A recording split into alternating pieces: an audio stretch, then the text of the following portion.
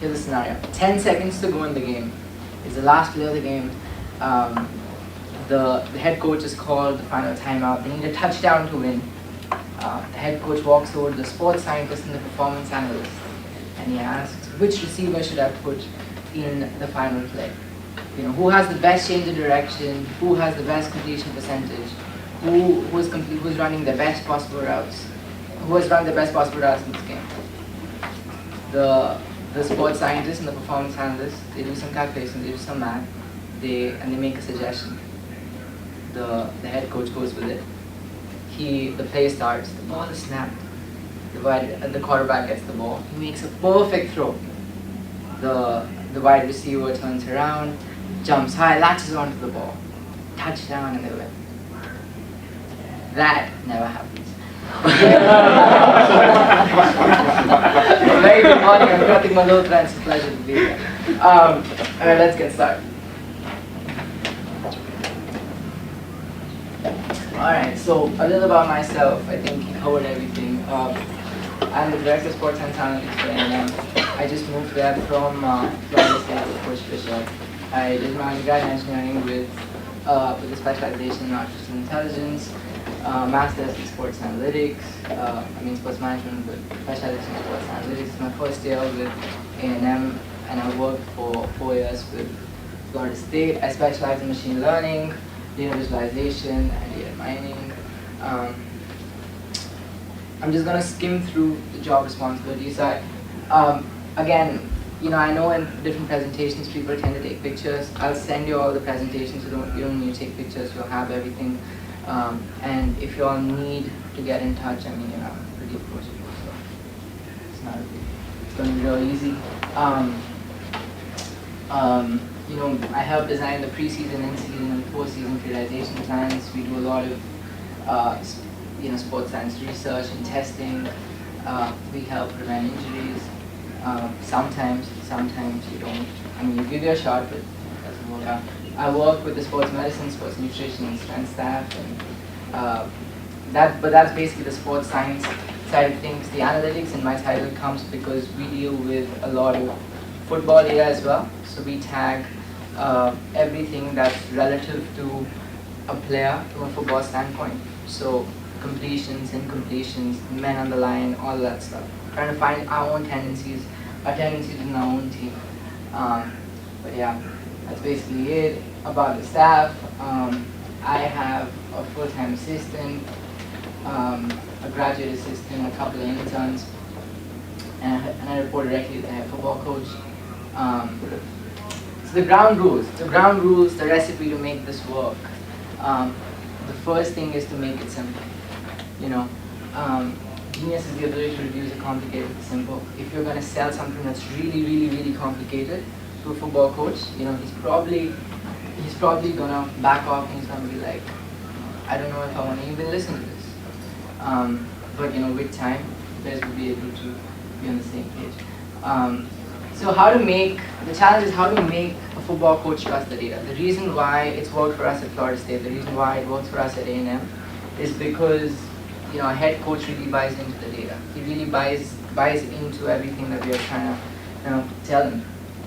So the first step is analyze well, and it's really, really important to analyze well because it gives you confidence in you, and you're ready for any questions that are asked to you. Second, you got to prove the coach right. You can't just walk in and you can't just be like, okay, like whatever you're doing is absolute shit. I didn't mean to say shit. Okay. But you can't walk in and you can't just be like, look, everything that you're doing is not right. You got to change these 20 things. If you go in, football coach is going to be like, look, I've been successful for all these years and I haven't had you, so why would I need you in order to be successful? So you got to first prove the coach right. You got to tell him, all right, whatever you're doing is great, it's fantastic, but maybe we can make these 5% changes, and obviously that takes time. And with that, you'll be able to establish a dialogue. But then but in order to do that, you got to first learn the coach's language. When I first started at Florida State, we were talking about accelerations and basically big terms. You're talking about the readings that are coming from the accelerometer and all that. And the coach was like, what is all this? So like what he wants to hear is, if you talk about change of direction, he wants to talk about twitch. If you say accelerations, he wants to hear explosiveness. So you gotta basically pick and choose words that you want to tell a coach, and then again with time, in a couple of years, you all will be on the same page. But that's really important. You gotta be brutally honest. If someone's not doing well, you gotta be like, look, he's not doing well. Maybe we can push him to another level. If the coach has made a guy work too much, you gotta be like, all right, maybe we need to pull this guy back. And at times you're gonna get cussed out. I get cussed out once every week, and it's okay. It's perfectly fine.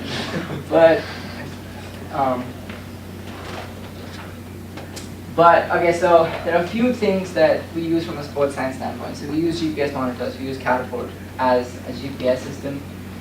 Ben from Modus is here. So we use Modus for like our quarterbacks, and we track the workload in their arms. We see the point of release, the speed at which they're throwing the ball, and then with that we try to get the trends, and we try to see what's working, what's not working, how do we train an athlete. We use the sleep and readiness bands. Now some of the sleep stuff that I'll be showing you here is from fatigue science. At A&M we'll be using Rise Science. Fatigue science is great, but it's just a choice that the athletic training staff made because it was something that they worked with in the past. And we use noteboards for hamstring stuff, right from hamstring strengthening to hamstring testing and everything. Now, moving on. Now, one of the first things that we did, actually one of the main things that we did with the GPS was to help a coach plan practice. Now, again, this is not something that we have done at A&M right now, so I'm going to show you the Florida State thing. So, stop. Alright, so the thing on the left right here is the fatigue factor. So for every single drill, you have a corresponding number that tells you how fatigued a guy is going to be if that drill is done for a certain amount of time. So when the coach is planning a practice, this is a template. You enter, maybe you want 10 minutes of this drill, 10 minutes of this drill, 15 minutes of the next drill. I'll show you. So you start entering times. So you start entering time, maybe you want 15 minutes of that drill, 17 of that drill, 20 of that drill, 15 minutes of that drill, 10 minutes of that drill. Alright, and at the end it tells you that from a fatigue standpoint, from a volume and intensity standpoint, it's going to be an 86% practice. Now when we are designing the periodization scheme, we sit down and are like, alright, do we want an 86%? At this point of the season, did we plan an 86% practice? Maybe we plan for that year 95% practice. In that case, you're adding to that practice. If not, if you wanted like a 75% practice, you're cutting back. But the main thing about this is you're giving the remote control is still in the coach's hands. I think the place where a lot of sports scientists these days suffer is when they go in and they go like, well, you need to do things this way or it's not going to work. I think what's really worked for us is we're giving the remote control in the coach's hand. They're like, all right, this is what we planned, and this is what it's showing. It's showing it's going to be 86%. If you still think we need a 95% practice, you can either add a drill, or you can increase minutes in the drill that you feel are important. And that way, like we've had success, and it's really worked. Now, how do we come up with a fatigue factor?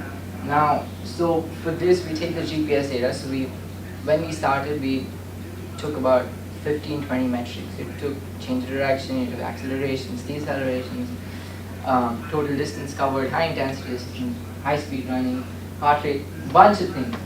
So you took all the GPS data that you thought was important, and you did dimension reduction with it. So you basically instead of 15 metrics, you try to identify. You did regressions and you tried to identify 6 or 7 that kind of came out most important, and you said, all right, these are the metrics that we're going to cover. Then you took a particular weighting with those metrics. You took permanent values so that everyone's the same, and then you converted everything to the percentage skills that everything's on the same scale. And then you came up with the GPS fatigue. Then, now you took that and you added that, and you took that, you mixed it with the RPE scale. So like the way we do, I mean now we do one a session, but like for the first 30 days of, or like you can say probably the whole fall camp, what we do is we do something of this sort. Now they have iPads and stuff, so it's better.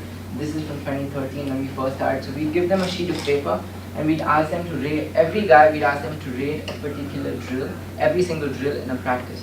So maybe when they started the practice, the first drill was 2, you know. We start with special teams usually, kickoffs. So maybe the first drill was 2. Now, you know, the guys who are not involved in special teams, they're going to give a lesser number. The guys who are running special teams and running every play, they're going to give a higher number. There are going to be guys who are going to not give you what they feel. They're going to put 5s to the whole thing. You got to, when you're doing the calculations, you got to throw that out. But basically, we did this. We took 60% of the GPS data, we took 40% of the RPE data. Now, why was the ratio 60-40? I don't know. We just made stuff up. They're like, all right, maybe this is gonna work, you know. And me and the head strength coach, Coach Big, we both sat down. We were like, all right, you know, what if you do 70-30? Is it going to be too much reliance on the GPS data? If we are doing that, then maybe we don't even need to consider the RPE data. But if you go 50, and we thought of doing it 50-50, if you do 50-50, then like you still don't know like which players are, you know, rating it 100%. So we just, it was basically, you know, throwing stuff against the wall and hoping it sticks. But we took 60-40 and it worked, and it worked well.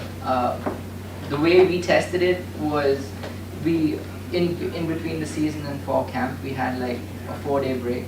We took it to the head coach and we were like, all right, does a Monday practice, is your Monday practice about 77-78%?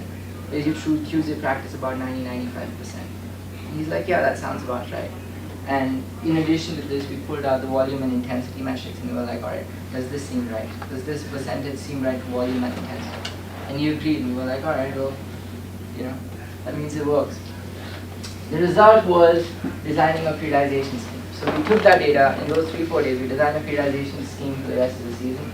Now this was for 2012, and this was the first time we designed a periodization scheme.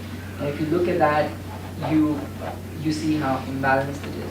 You look at this, it's a lot more controlled. If you see the level at which we could push the guys was a lot higher as compared to that, because there was too much of ups and downs. You know, again, you know, on day 1, you're not going to have a coach switch his practice.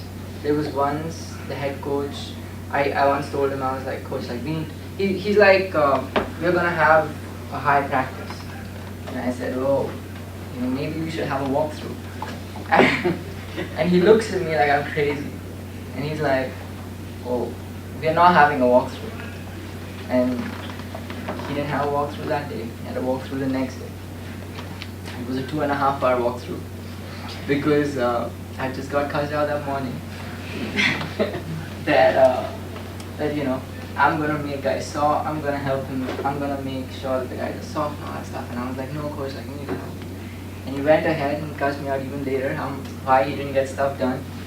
But you know, week on, like he came up and he was like, you know, that really helped because we really could teach guys stuff and they got the rest that they needed. Now, again, a lot of stuff that you do, the suggestions that you make, there's always that element to it that, you know, it may not work, right? But it's still, but that's why establishing a relationship with the coach who trusts you is so important. But again, that's like with everything. You know, you're calling plays in a game. What if the play doesn't work? What if your formation that you're setting out, it doesn't work? You know? But, and that's why it's sport, that's why it's so cool. Alright, how do you design a periodization scheme? Again, I think a lot of people here you know, specialize with that. But the way we've always done it is you take the GPS data for the first and the second team, and then you take the coach's rating from each game. Now, when you're taking a coach's rating, it's not the rating, coaches are not rating how hard they've played the game, but but they are rating every player on how well they've played the game. So even if a player after every game has played like 7 plays, a coach goes in and be like, alright, how well has he played? And he rates him on alignment, assignment, and technique. So we took the GPL data for the first and the second team for 2 years. We took the coaches rating that they've had for 2 years, and we were like, alright, what's the best periodization scheme that can come up? What would an ideal Monday practice look like? What would an ideal Tuesday practice look like? Wednesday practice look like? Thursday practice look like? You know, if you need to walk through, how much time does there need to be out there? And we took that and we came up with a periodization scheme. And the reason why we did it was not to get, the aim was to get the best out of the guys on the field, so best on field performance. So I talked about periodizing practice. I think now where we are at is we are looking, and we have been doing it for a while. We periodize practices, so within practices of periods. Right here.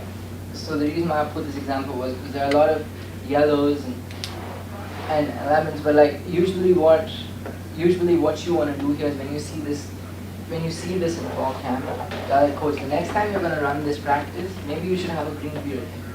Maybe you should have a punt here. If this guy's getting too much work here, he should get really less work here so that he can be ready for this one. Now, if you do look at football as a game, you're running a drive, but then the team sits down. They have like a rest. They have like a 5-minute rest when the defense is on the field, and the same thing with defense. They're resting. So in practice, I think like NFL, it's a little different. But with college, it's all about like pushing the guys. You got to go harder.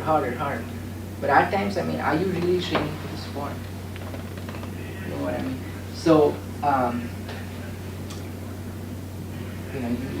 that's what we're doing.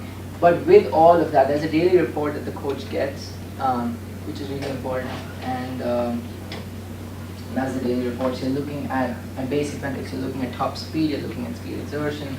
You're looking at the total distance that he's covering, high intensity accelerations, distance above certain speed bands, and heart rates. Now heart rate in general, like we have found it. I don't know. Do you guys do heart rates during practices and games? Very limited. Okay. Experimental. Yeah. We started going like all out on heart rates last year, and I think one thing that we have found is the data can be a little fishy with heart rates popping in and out. So you got to be a little careful with that. But I think you keep the good ones. You see the heart rate duration, how long was the heart rate monitor on for during the practice, and then kind of go on that. So, but yes, it's something that we have implemented. This is the second year that we're going all 90 guys wear heart rate monitors and GPS monitors. It's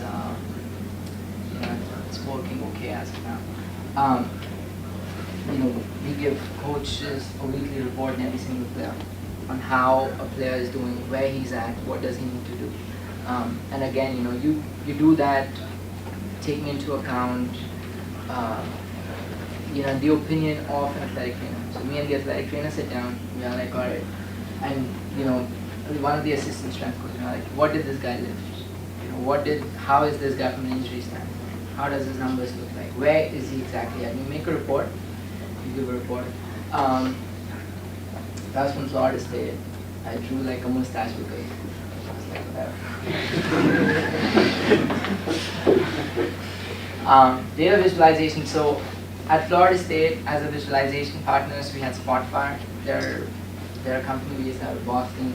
At A&M, and that's one of the reasons why I've included a lot of Excel and not really much Spotfire, because we don't have a contract with them as of now with A&M, but we are working with an excellent data visualization company.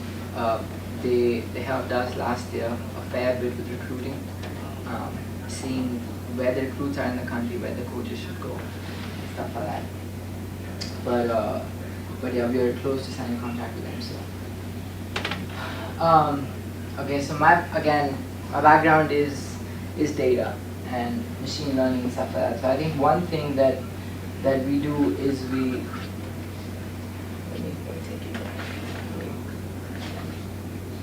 one thing that I do specialize in is creation of metrics and testing. One of the things that we did do was was come up with a metric of our own. It was called distance to top speed. So how much distance does a guy take in every single rep to hit his top speed? And it was pretty. So this is from 2013 again. One thing that we found was really staggering. Like you see that there are players who are hitting the top speed in 8 and 9 yards. So every time a guy starts from rest, you consider that he's hitting his top speed in 8 or 9 yards. One of the funny thing is when we saw this, I went back and looked through all the caliper graphs and I was like, that's not right. I mean, how can a guy hit his top speed from 0? How can he go from 0 to his top speed in 8 or 9 yards? But you know, it was true. And each, like this, and the 8 yards on top, the funny thing was it was the same guy. It was Devontae Freeman who plays for Atlanta Falcons. He would go from 0 to his top speed in 8 to 9 yards, which was incredible. And I went over to every single graph and I was like, that can't be true. Like, but you know, look at his acceleration, it was pretty incredible. This is about simulating, you know, looking at the summer training and seeing how closely we're going to get close to the training during the season. So you basically you basically select a team run. What is a team run going to look like as compared to what we're doing right now? Again, I'll send you guys the presentation. I'll just have a look. The same thing with the weight room. So how is the season going to look like? What we're doing in the summer? Well, basically just to get a better idea of how are we training you guys, how closely we are getting to where we want to be. Motors quarterback sleeve. So I'm sure Ben's going to come here this afternoon and he's going to talk a lot about motors. This is the second year, third year actually, we have had that product and it's worked pretty well. One of the things that coach really likes is looking at the point of release of an athlete. So you go through the practice and the GAs and the quality control guys, they tag every single route that they are doing. You map that time to the time on notice and you're coming back and you're like, alright, this particular athlete, when he was throwing a particular kind of ball, when this quarterback was throwing for a go route, you know, you want to see how his point of release drops as practice goes on. If that angle is too much, that indicates fatigue. You know, like, alright, you know, maybe this guy, maybe, you know, we need to give this guy a couple of reps. Like so many times, you know, I've gone to coach after probably 3 quarters of practice. Be like, alright, coach, this quarterback needs like, instead of putting him straight in 5 reps, just put him in 3 reps and put the other guy in. Again, you get cussed out, but it's okay. Okay, well, I'm just gonna do these things. Fingertip velocity is the velocity at which he's throwing the ball. Workload, you know, come to bench talk, and I'm promoting it. Okay. Sleep data to be used for fatigue science. It gives you effectiveness, efficiency, hours of sleep, time of sleep, how many hours a guy has slept, how well is his sleep, rehab and return to play. So I'll just skim through that. That's the green where the guy got injured. You know, that's the graph of how we built him. That was over 3 weeks, so how we built the guy over ready for the season. He got injured first week of fall camp. How we built him up as the season went on. As the fall camp went on, getting ready for the season.